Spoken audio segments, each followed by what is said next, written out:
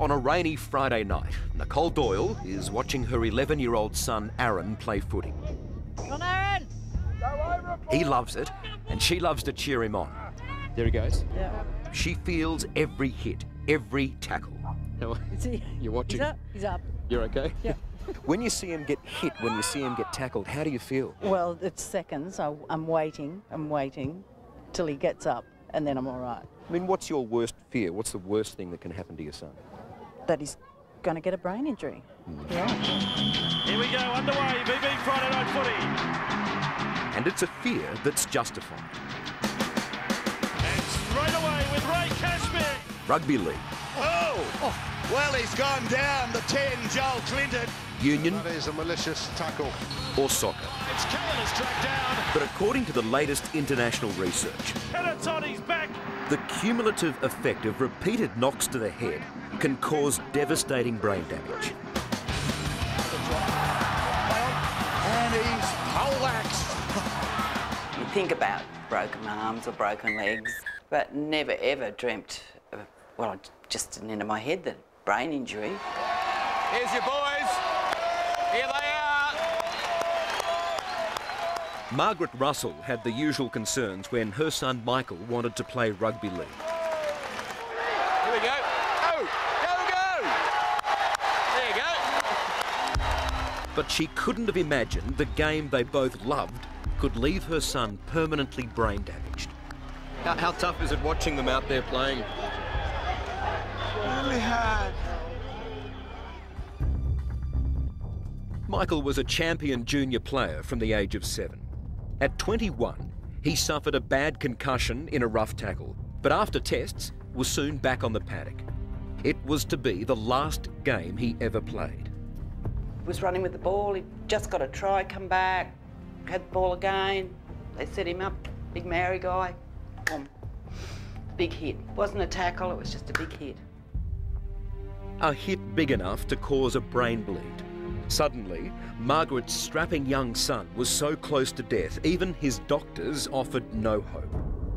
The next thing I sort of remember was this doctor coming into a room, said, quick, come up and say goodbye to him because he's going to die. It's plain as simple as that. And it was just unbelievable. Here's this young man laying there that was not a mark on him, nothing that you could see. Somehow, Michael survived, but he's well aware of what he's lost. Michael, how do you describe what happened to your brain? Well, if I was a Mercedes-Benz,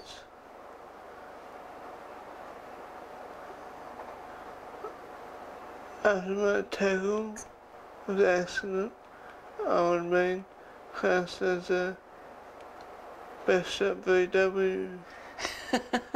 And then a big situation, you drive there trying to score, set. Well, I'll tell you, the last... Half a world away, here in America, cases like Michael's have prompted the world's top researchers to begin measuring the real damage football does to the brain.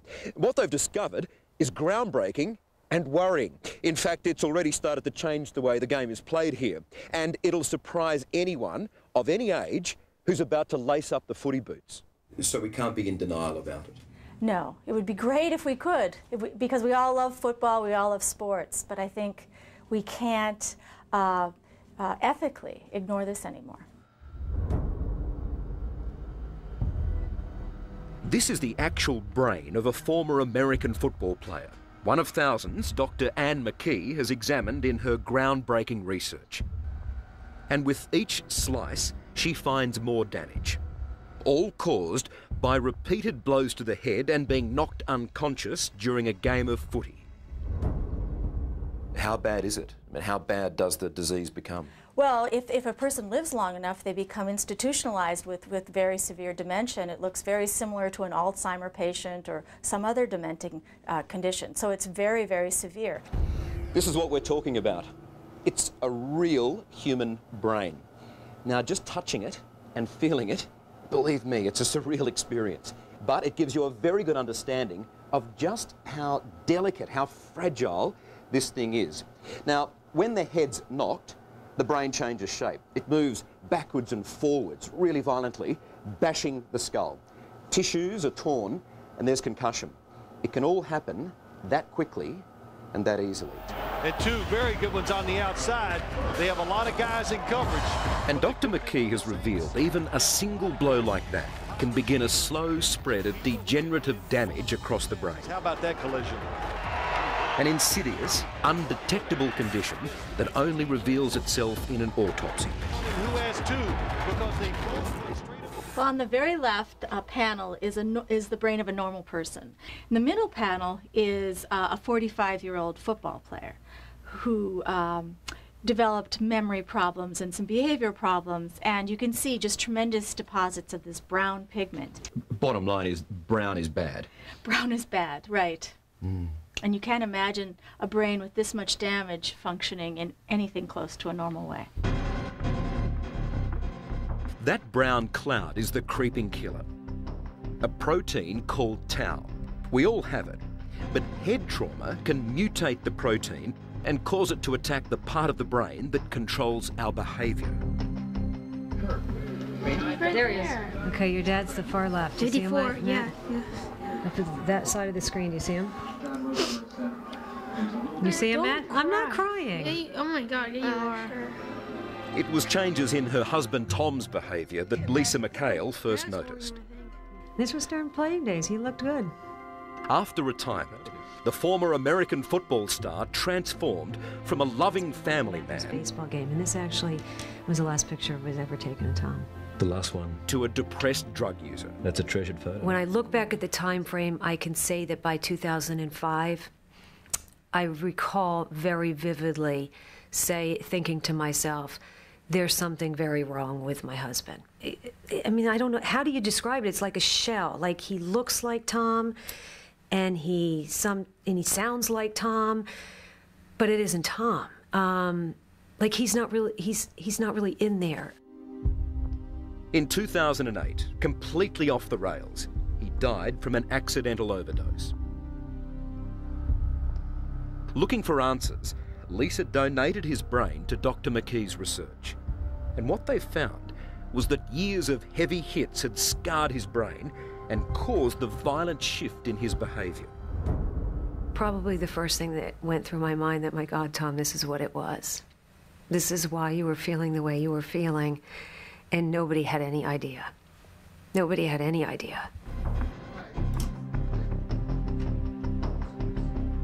Well, what we're seeing in the football players is, first of all, they're dying at a young age. The average age of death is around age 50, which is obviously far too young. They have a lot of behavioral problems, which include irritability and assaultive behavior, irrationality. There have been drug and substance abusers in these football players. So their life tends to spiral downhill. It's not a pretty thing. Back on Sydney's northern beaches, that's a scary prospect for Mum Nicole and her 11-year-old son Aaron.